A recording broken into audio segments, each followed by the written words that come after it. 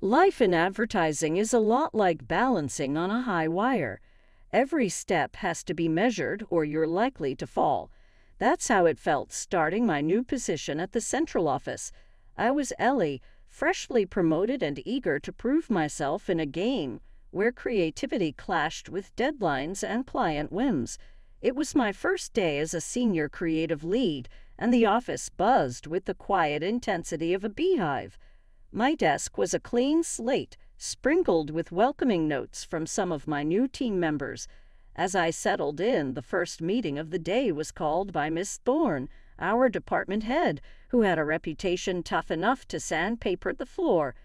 "All right, everyone, let's make this quick. We're not here to waste time," Miss Thorne snapped as we gathered around the glass table in the meeting room. Her eyes were sharp, missing nothing.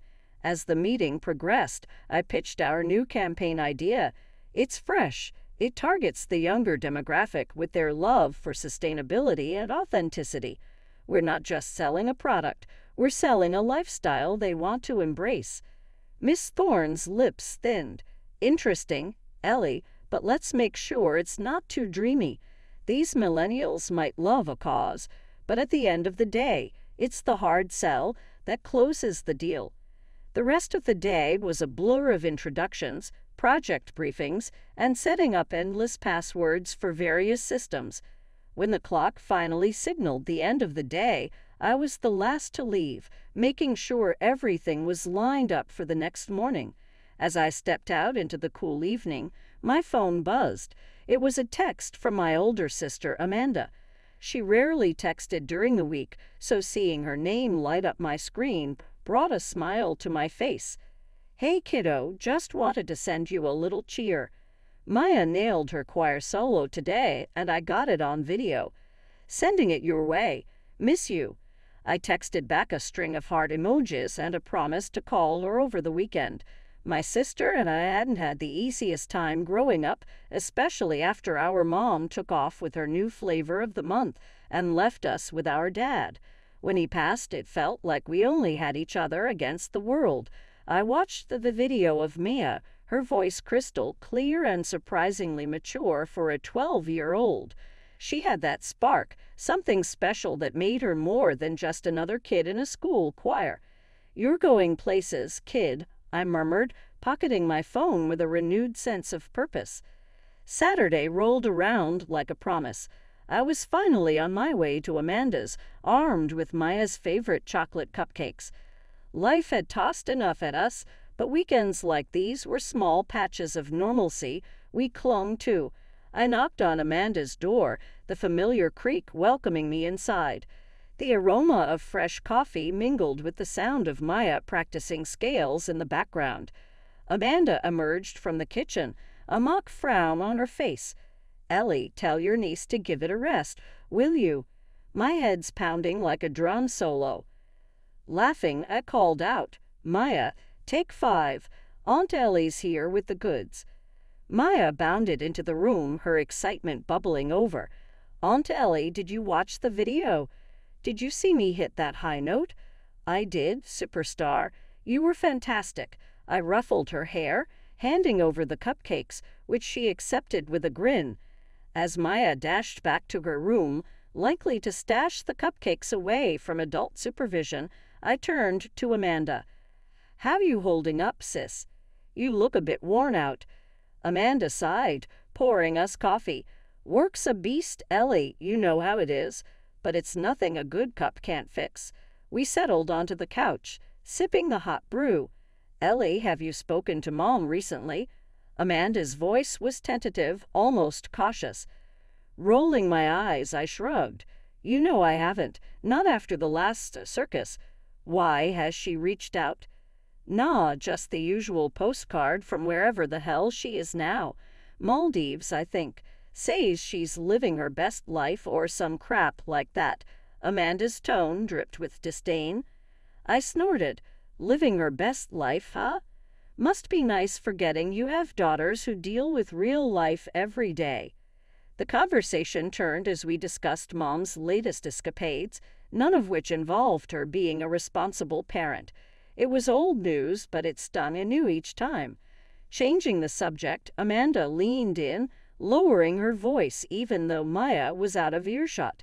"Speaking of real life, I've been thinking about setting up a YouTube channel for Mia. She's got talent, Ellie. Real talent." My interest piqued. "That's a solid idea. She's a natural in front of a camera, and Lord knows she's got the pipes. What do you need to get started?" "Just some basic recording gear, nothing fancy. I've saved up a bit. Plus, if it takes off, maybe it could help with her college someday."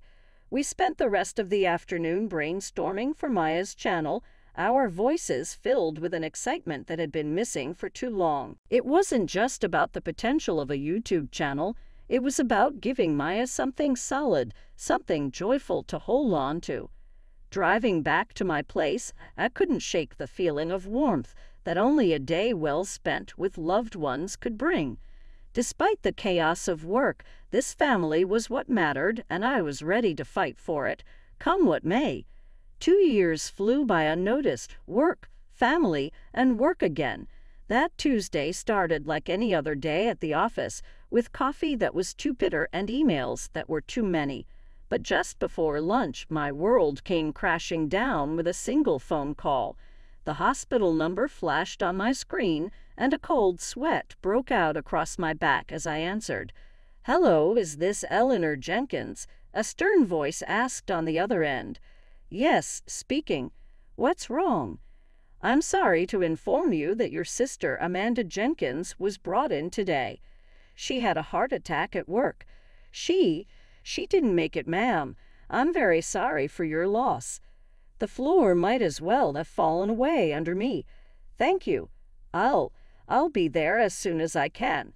I hung up, my heart pounding in my ears and my vision blurry. Stumbling to Miss Thorne's office, I barely managed to knock. Miss Thorne looked up, her usual scowl in place. "What now, Jenkins? I hope you have a good reason for interrupting." "My sister, she died. Heart attack. I need to go to the hospital." I managed to choke out, the words tasting bitter on my tongue. Her eyes narrowed, assessing me like I was a faulty cog in her machine. "Jenkins, if you need time off again this month, I can't promise your job will be waiting." I stared at her, my grief turning to anger. "My sister just died. I'm going whether my job's here or not." Without waiting for her response, I turned and left her office, her sharp voice calling after me. "Think about your career, Jenkins." I didn't stop, didn't look back. Grabbing my purse, I bolted from the building and hailed a cab, the hospital address spilling from my lips like a prayer. At the hospital, I was a zombie, signing papers I didn't read, nodding to words I didn't hear. It was over. She was gone. And then the hardest part came, telling Mia. I collected her from school, the normal smile she greeted me with tearing at my heart. As we sat in the parked cab, her smile faded, her eyes searching mine. "Aunt Ellie, why are you here? Where's Mom?" I took a deep breath, my voice a whisper. "Sweetie, something very bad happened. Mom had a big heart problem today. She didn't make it." Maya's face crumpled, her small body shaking with sobs. "No, that can't be. Mommy was fine this morning." I pulled her close, her tears soaking my shirt. "I know, baby, I know. I'm so sorry." We sat there, the world outside continuing as if nothing had changed, as if my sister wasn't just gone. But for us, everything had stopped. The cabbie, bless his heart, did not bother us and even turned off the meter. Later, we went back to Amanda's house, a place now hollowed by her absence. I tucked Maya into bed, the silence oppressive. That night, I didn't sleep. I sat in the living room, surrounded by reminders of my sister, the weight of my new reality pressing down on me. The next morning, I had to make the call I dreaded most. My fingers were stiff as I dialed our mother's number, the phone heavy in my hand. She picked up on the third ring. "Yes, Mom, it's Ellie. Amanda died yesterday. Heart attack." There was a pause, and then, "Oh, well, I'm on vacation. What do you expect me to do?" Her words were like ice. "I thought you should know. The funeral will be next week." Another pause. "I see. Was there a will? Anything left behind?" I clenched my teeth, anger flaring. "That's all you have to say. What do you want from me, Eleanor? I have my own life." "Yeah, I can see that. Don't worry about the funeral. You won't need to disrupt your precious vacation." I hung up the phone, shaking in my hand. That was it then. It was only ahead now, and I'd be damned if I let her down like our mother had us. The funeral was last Thursday. It was as simple and quiet as Amanda herself had been. Not many people, just close friends and family, well, minus our mother who couldn't be bothered to show up. Since then, every day has been a sprint through a maze of legal paperwork for Maya, custody, and endless school runs. I've been burning the candle at both ends, trying to keep my job at the agency while being there for Mia. But today, everything caught up with me. Walking into the office, the first thing I noticed was someone else sitting at my desk. My stomach did a flip. She looked up, a false smile plastered on her face like she was waiting for this moment. Confused, I marched straight to Miss Thorne's office. She was expecting me, standing by the door with that look she has, like she knows something you don't. "Ellie, come in. Have a seat." She gestured to the chair across from her desk with a too-sweet tone. I didn't sit. "Why is someone in my seat?" My voice was more of a growl than I intended. Miss Thorne folded her hands on the desk, her eyes gleaming a bit too brightly. "Ellie, let's not make this harder than it needs to be. Your frequent absences have been problematic. We've made the decision to move forward with someone else in your position." "My sister died, Miss Thorne. I was taking care of my niece. You knew this."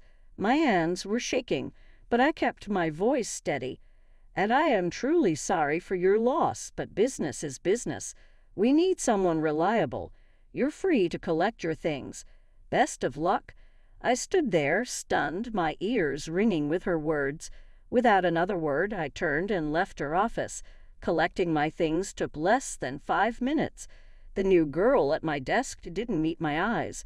Walking out of that building felt like leaving a part of my life behind. I hailed a cab, sinking into the seat as the city blurred past. My mind raced. What were Maya and I going to do now? How long could we last on what I had saved? Where to? The driver glanced at me in the rearview mirror. "Just drive for now," I said, pulling out my phone to check my bank app. The numbers weren't comforting. Rent was due in 2 weeks, and there were still groceries, Maya's school stuff. It piled up so fast it made my head spin. Walking through the door earlier than usual had Maya staring at me like I was a ghost. "What's up, Aunt Ellie? Why are you home so early?" I slumped into a chair, the weight of the day crushing down on me. "Things are kind of messed up, kiddo. I lost my job today, and honestly, I'm not sure what we're going to do." Maya's eyes widened, her lips parting slightly as if to speak, but then she just turned and walked out of the room.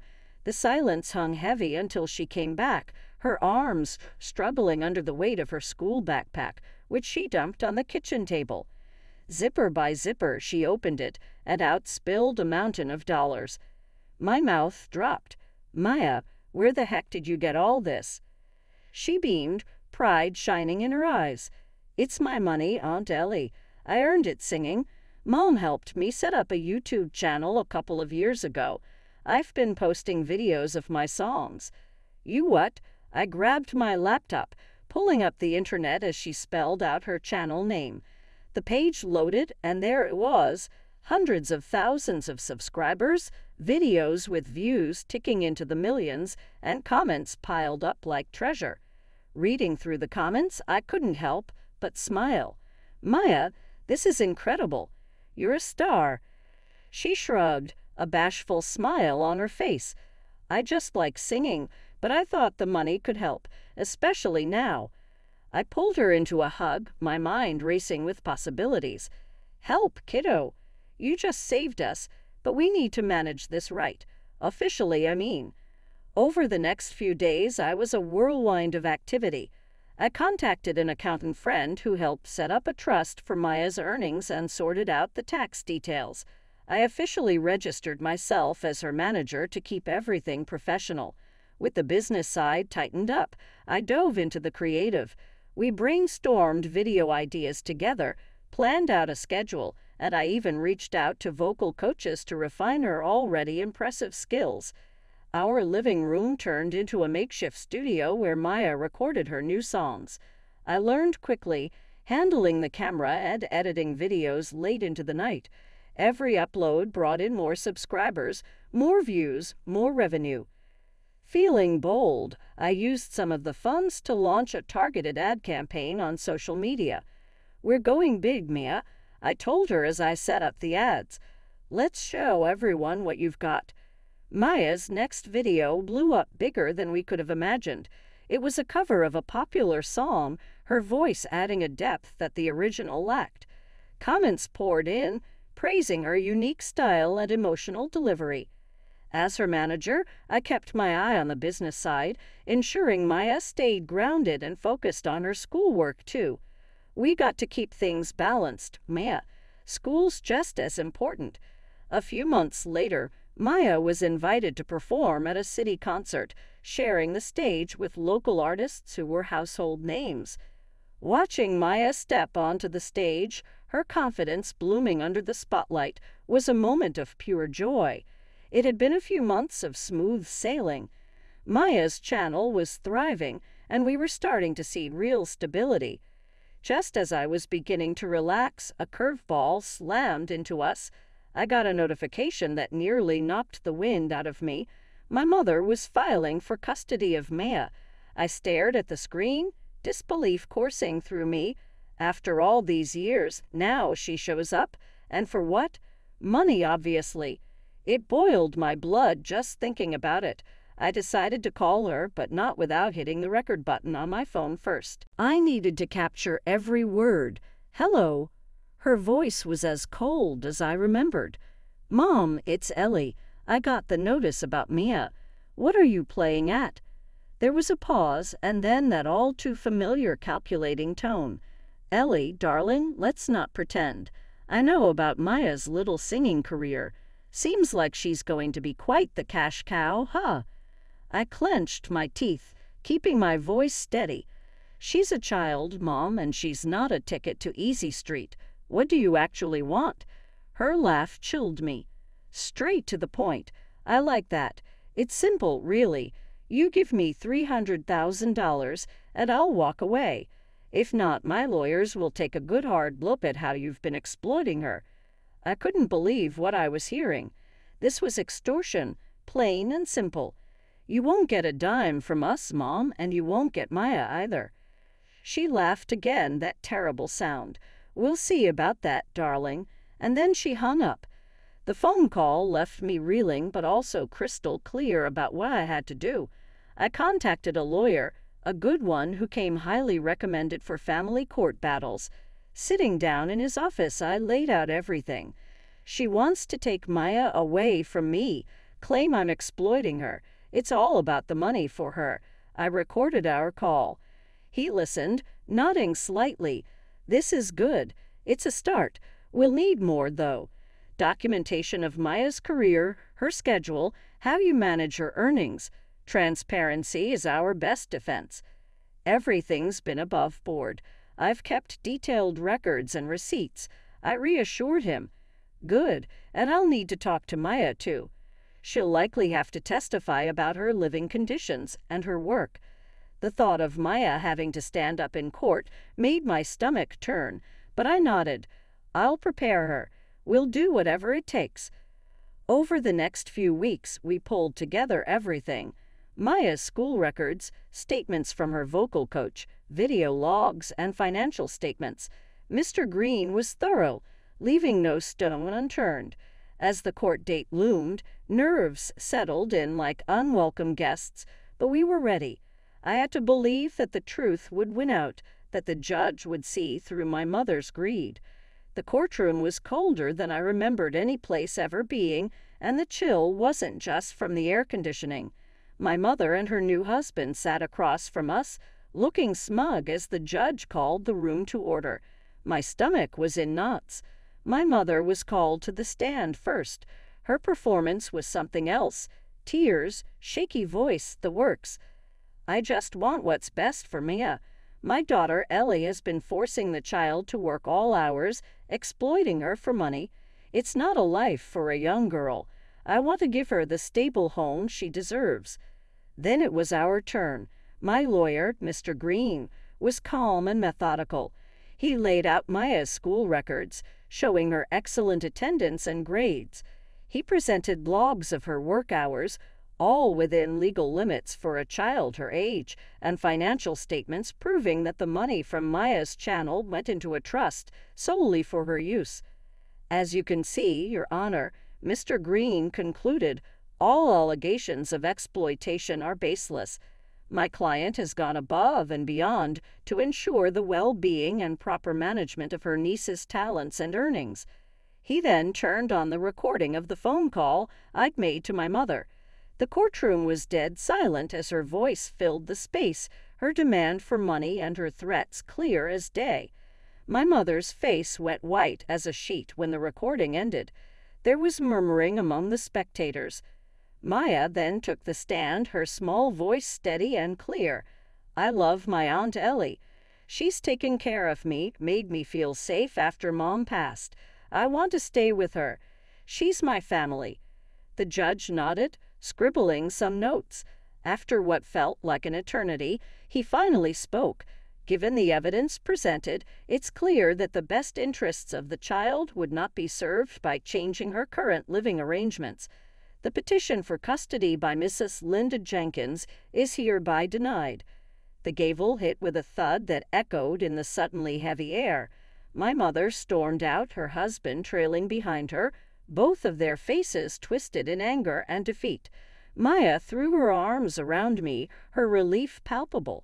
We did it, Aunt Ellie. I hugged her back, my own relief flooding through me. Yes, we did, kiddo. I told you we would. 2 years have passed since the courthouse drama, and they've been the best years of my life. Maya and I have settled into a comfortable rhythm. She's not just thriving. She's shining, singing at concerts, charming thousands on YouTube, and growing up into someone truly special. One lazy Saturday morning, while we were planning out her next video shoot, Maya looked up from her bowl of cereal with a sparkle in her eyes. Aunt Ellie, you know, I've been thinking about college. I want to study music, really learn about it from the inside out. I smiled, handing her a glass of juice. That's a great idea, kiddo. We've got your college fund all set up. Whatever you want to study, you can. Maya's grin widened. Thanks, Aunt Ellie. You always make things possible. Well, that's my job, isn't it? Keeping our dreams on track. I tousled her hair as she giggled. Then the conversation shifted, as it often did these days, to more personal matters. So, how are things with Tom? Maya asked, a mischievous twinkle in her eye. I blushed, a smile creeping up on my face. Actually, pretty amazing. We're getting married. Maya's eyes went wide. Seriously? That's awesome. Can I be your bridesmaid? Of course, you goof. I wouldn't have it any other way. I chuckled, feeling a warmth spread through me at the thought of the upcoming wedding. Tom had come into my life at a time when I thought all I'd be doing was fighting fires, both at work and home. He brought a sense of peace and joy that I hadn't known I was missing. It felt right, the four of us together, Tom and his son, Maya and me. As for my mother, word had it that her latest husband had left her after the money ran dry. I felt a pang of something that might have been pity, but Maya brought me back to reality. You okay, Aunt Ellie? She asked, noticing my momentary silence. I squeezed her hand, shaking off the shadows of the past. Yeah, kiddo. I'm just thinking about how far we've come and how we've got each other, which is all we really need. Maya leaned into my side, a content sigh escaping her. Yeah, we do. And now you've got Tom and Jack, too. It's funny how life works out. 2 years ago, I was scared, unsure of the future, fighting to keep me safe and happy. Now here we are, planning a wedding, looking at colleges, and living a life full of love and laughter. That evening, as I sat on the porch watching the sunset, Tom came up behind me, wrapping his arms around my waist. "You look happy," he murmured into my hair. "I am. I really am," I replied, leaning back into his embrace. Life's turned out better than I could have hoped, with Maya's laughter floating out from her room, where she was probably choosing songs for her next concert, and Tom's steady presence at my side. I knew this was exactly where I was meant to be, moving forward one beautiful, ordinary day at a time.